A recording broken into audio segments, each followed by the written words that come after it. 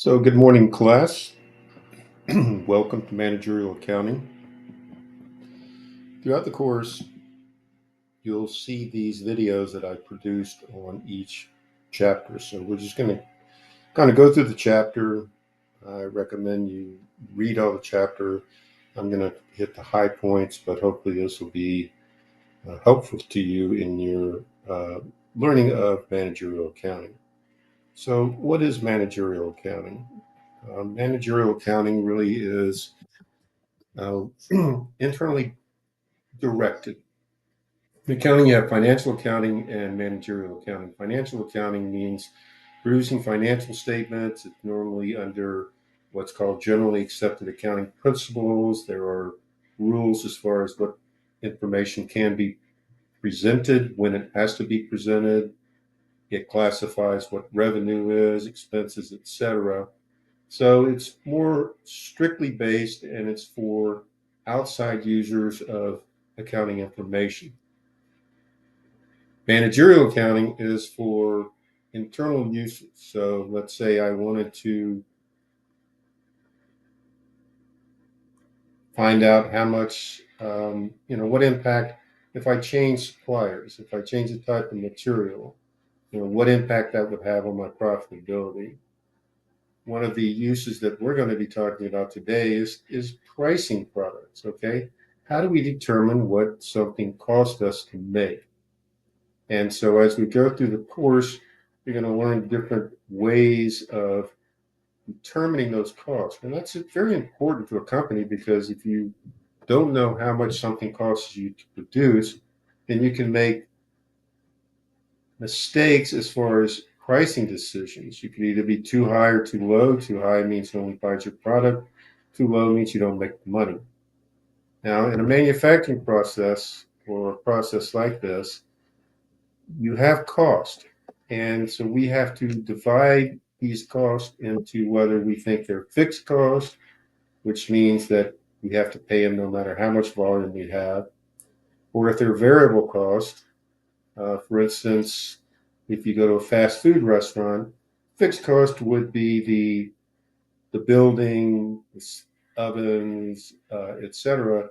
The variable cost would be the supplies that go into making a sandwich. So if you're at Burger King, then the patty, beef patty, the lettuce, tomato, etc. Those are variable costs. You're not going to really incur those unless you actually sell a product. In a accounting environment, you have to account for every cost. So if you have someone that is going to work 8 hours a day and they're making $30 an hour, you have to account for those costs and you have to either expense those or make them part of your product. And so that's really what we're going to be going through here. We're going to be talking about cost systems and overhead allocations. For the hamburger place, the facility would be overhead. It doesn't go into the specific cost of the hamburger, but then we add up all the overhead costs and we divide by the number of products and we basically assign those costs. We'll attach those costs to a product and that'll help us to determine again how much it costs us to make that product.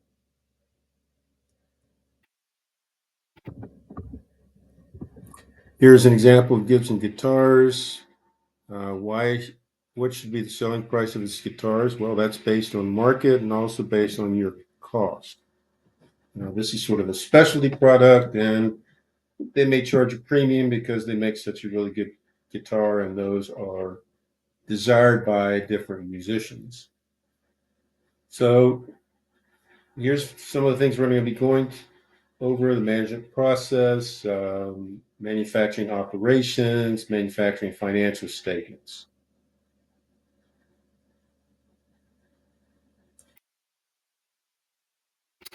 So again, managerial accounting, sometimes called management accounting, is a process of developing information and management tools to achieve an organization's objective. Basically, we want to make money, we want to improve our market share, we want to lower our costs, etc. Comprised of strategic planning, measurement, evaluation, and control. So planning to, that's how we develop long-term objectives. In other words, what type of products do we want to make? What countries will we be in? Where will we do our manufacturing, etc. Those are long-term plans. Sometimes those take years to develop. So if you're going to branch out and move to Europe, how are you going to do that? Are you going to buy a company in Europe, or are you going to develop it from the ground floor, where your store is going to be, where's your manufacturing going to be, etc. Okay, and then measurement. We want to measure, well, we measure our cost, and then we allocate these costs to our products. And then we evaluate, okay, here's what we thought our cost would be, here's what actually happened. And so the control process is looking at the actual versus what we thought and making any adjustments.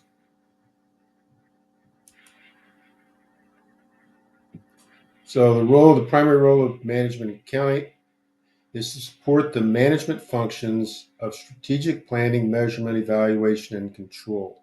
So we're going to provide the information to managers so that they can make decisions. And that's really what accounting is we are providing, that's our product. Our product is information. We're providing information to people so they can make informed decisions. Here are some examples for Gibson. Cost of manufacturing each guitar should be used to plan its selling price. Comparing the cost of guitars over time can be used to evaluate and control cost. Are our costs going up? Do we, if they're going up so much, do we need to look at different materials or different sources for materials? The cost of scrap or employee downtime can be measured and evaluated. So these are the types of questions that we will be asking and answering with management accounting.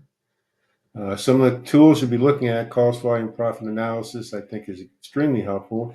You basically say, okay, if I want to break even, how many units do I have to produce? If I want to make $100,000, how many units do I have to produce given my cost structure? You budget.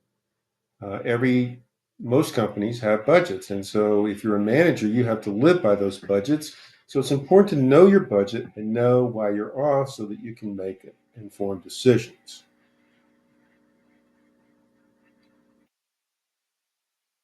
Let's see. We'll go on.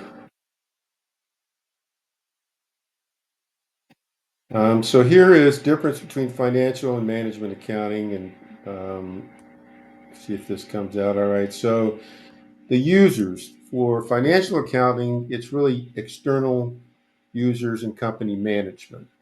And the objective is to say how much did we make. Managerial accounting, the users are really management, and so it's more objective and subjective. Guidelines for preparation for financial is GAAP, generally accepted accounting principles. For managerial is, hey, what do you need? What type of information do you need? So what are my inputs? What do I need to know to be able to make this decision? Timeliness, prepared at fixed intervals. Managerial is whenever you need it. Focus for financial statements is the company as a whole. Managerial is a segment.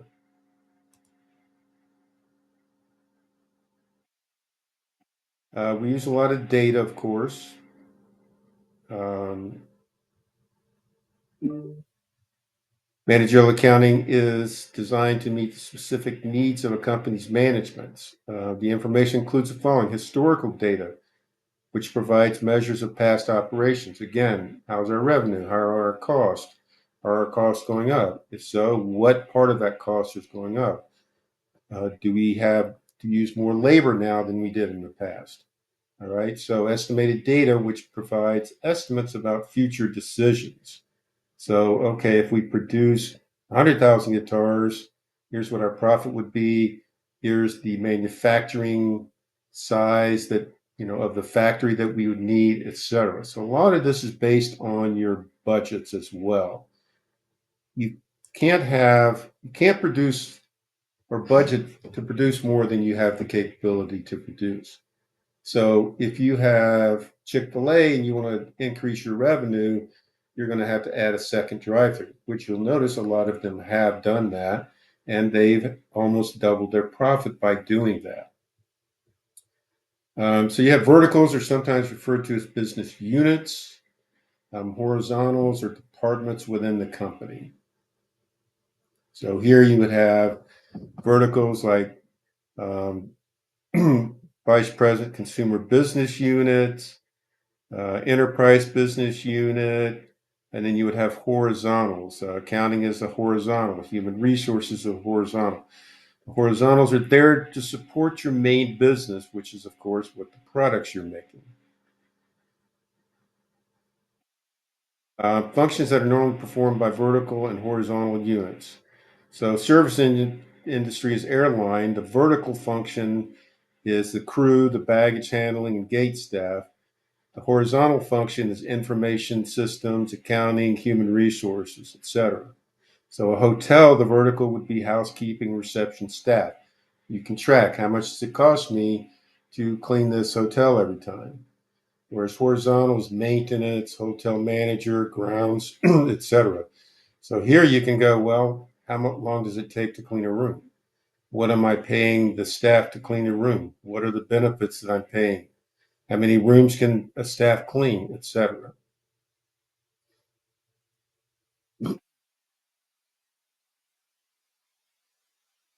So um, strategic planning take actions to encourage specific behaviors or outcome. So we're going to prepare a budget. We're going to give you a bonus based on this budget, but that means you need to hit these numbers. And so we're going to monitor those numbers and we're going to see, well, do we hit them? If not, how can we improve that? All right, manufacturing operations. The operations of a business can be classified as service, retail, or manufacturing. Service business might be a plumbing, plumbers coming out to your house. It could be uh, car repair, etc. Although sometimes that involves parts. Retail would be like Home Depot, Walmart, and manufacturing would be the people that build and manufacture the stuff that goes into Walmart and goes into Home Depot. Although the chapters of this text focus primarily on manufacturing and service businesses, most of the managerial accounting concepts can apply to retail.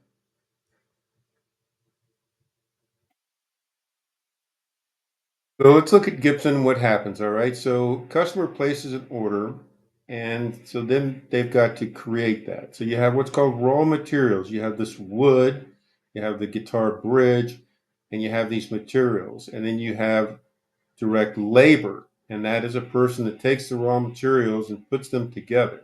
All right. And then you have assembly.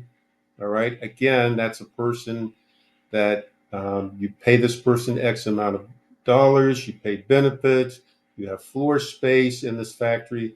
But all of these costs in this factory have to be allocated. So they have to show up in the cost of different products. So for guitar, we're going to go, well, how much direct materials, how much wood did we use, how much of the guitar bridge, etc. And then how long does it take for this person to cut this guitar and put it together? Or then how long does it take to assemble this? All right. And so this may take, 12 hours. So we're going to take 12 hours of this person's time and their benefits. And this may take another 8 hours. And we're going to take the 8 hours at this person's rate, benefits, etc. But then we have all these other factory costs that you can't really assign. So you've got a manager, and the manager runs the plants, but the manager is really overhead. So once we make all these guitars, really we're going to allocate the manager's salary among these guitars. So if the manager makes $100,000, we make 100,000 guitars. $1 is going to go towards that guitar. So $1 of that guitar's cost is going to be the manager overseeing this whole process.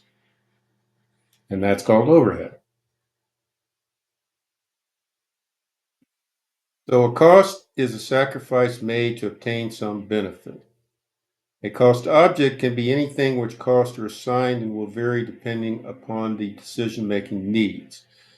Direct costs are identified with and can be traced to a cost object. So again, if we have X amount of wood that we need for every guitar, that's a direct cost. That's a direct material cost. And we can fairly easily attach those costs to that guitar because we know how much we paid for those costs. Same thing with direct labor. We know that it's going to take, on average, X amount of time to assemble, to cut the wood, etc. And then we know how much we're going to pay this person, what their benefits are, etc. So we can track those costs. We can go, this person, they make 1,000 guitars a year, so we're just going to divide that person's cost for by 1,000, and so that gets assigned to that guitar. Indirect costs they're not as easy to identify, so they may be, again, the production supervisor is an indirect cost. He or she will have a cost, and again, we will say, well, how many guitars we're going to make? We're going to allocate or spread that manager's cost to each of these guitars. So the more we can make, obviously, the less those overhead costs or indirect costs are. It could be something like glue. We're not going to track glue to every single guitar because it's not worth the trouble. So we'll just say, well, again, we have a bunch of glue. We spent so much on glue. We produce X amount of guitars, so we're going to attach, that percentage of glue to the cost of that guitar. So you identify the cost object. You determine if the cost object can be identified or traced to that cost object. All right. If it's traceable, easily traceable, it's direct cost. If it's not traceable, it's an indirect cost. And then we're going to assign it to that product based on some method. And that's really what we're going to be going through some of these chapters is what method do we use to attach those costs to the product? So you're going to have direct material costs, direct labor costs, and factory overhead costs.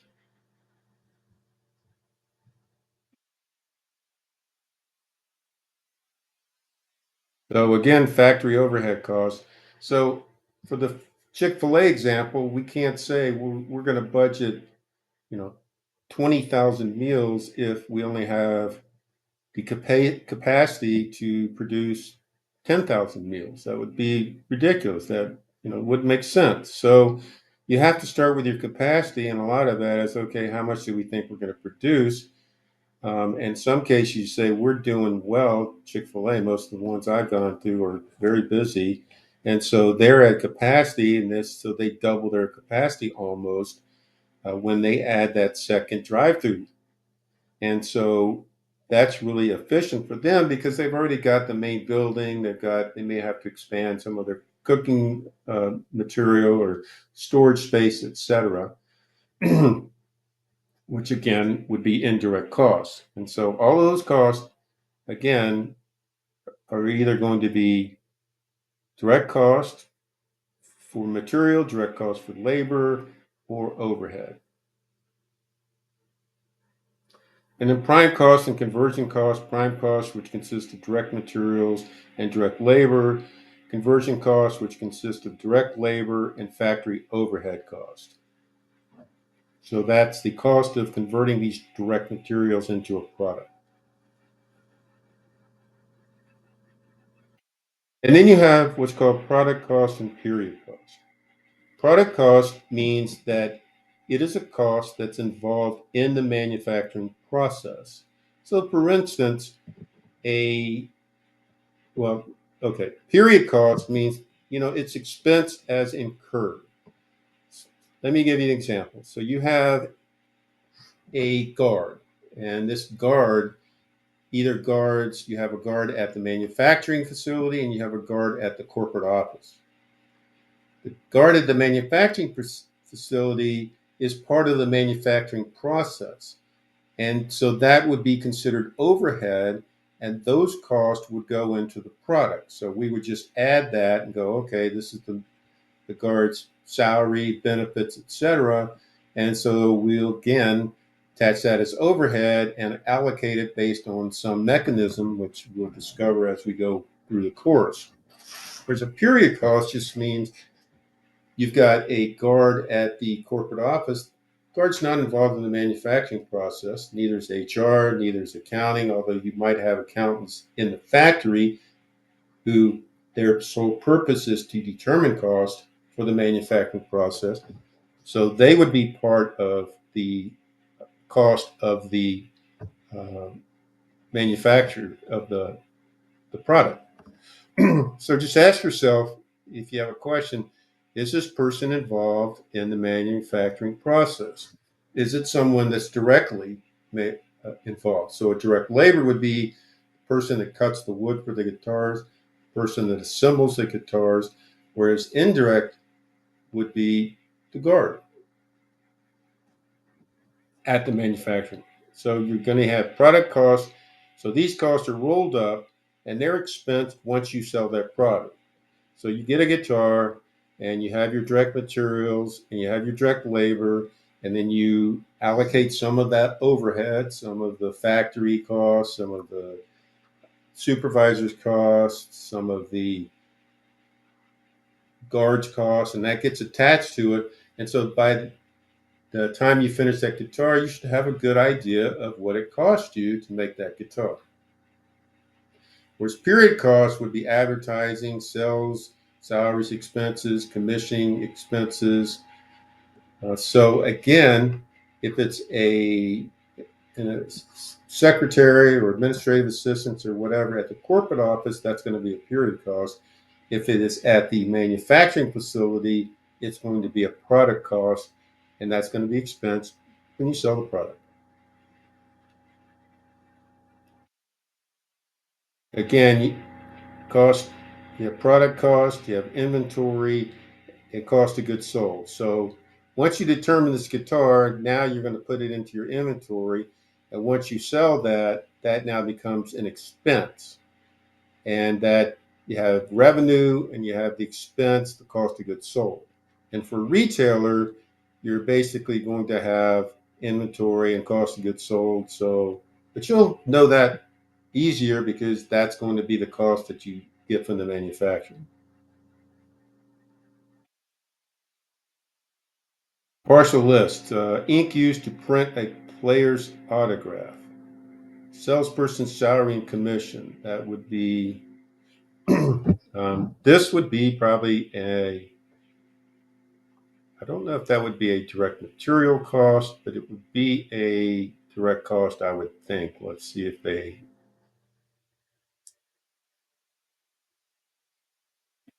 factory overhead, okay, and it would be a conversion cost. B,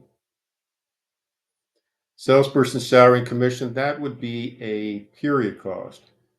Padding material, that would be probably direct material, and that would be prime cost. Okay. So again, you can see how leather used to make the gloves, that's a direct material cost. So that would be part of the prime cost.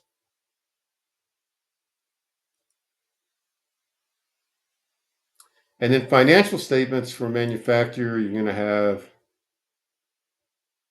materials inventory. You're going to have, for manufacturer, you have three types of inventory. For retailer, you're just going to have one, which would be, inventory, retail inventory. Um, but for manufacturer, you'll have materials like the wood that is part of the raw materials. And you're not going to finish everything by the end of the month. So at the end of the month, you're going to have works in process.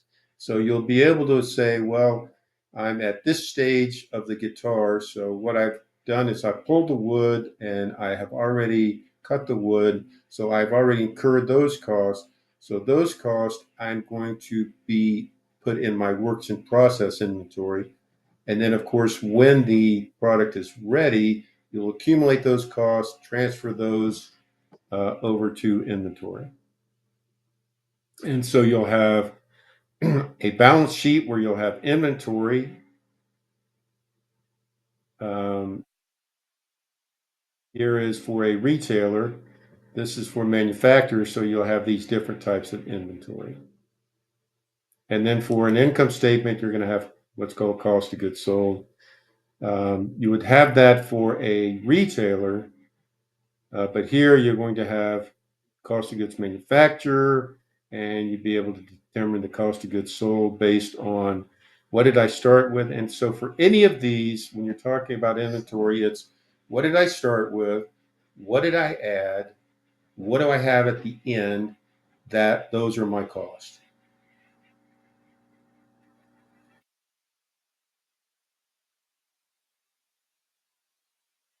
All right, so really, here's what we're going to be doing this semester. We're going to be talking about how to determine cost, how to allocate these costs, so that we can determine whether we're doing better than we were, whether we're doing worse, and how we're going to price our product.